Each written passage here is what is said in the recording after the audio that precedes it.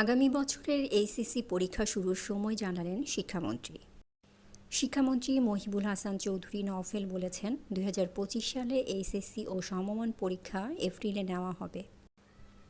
চলতি বছরের 30 June HSC ও সমমান পরীক্ষার প্রথম দিন শেষে রোববার বিকালে রাজধানীর আন্তর্জাতিক মাতৃভাষা ইনস্টিটিউট মিলনায়তনে সংবাদ সম্মেলনে তথ্য জানান তিনি। শিক্ষামন্ত্রী বলেন, 2026 সালের এইচএসসি পরীক্ষা কিভাবে কম সময়ের মধ্যে নেওয়া যায় তা নিয়ে কাজ করছি।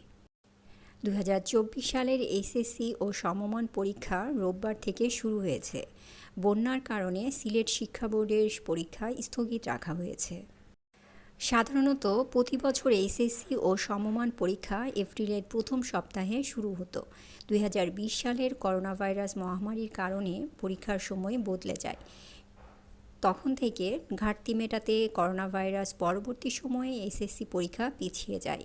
শিক্ষামন্ত্রী অনুষ্ঠানে জানান, আগামী বছর থেকে আগামী সময়ে যথারীতি পরীক্ষা নেওয়া সম্ভব হবে। এই ছিল আজকের সংবাদ। আপডেট নিউজ পেতে ডেইলি নিউজের সাথেই থাকুন। ভালো থাকবেন।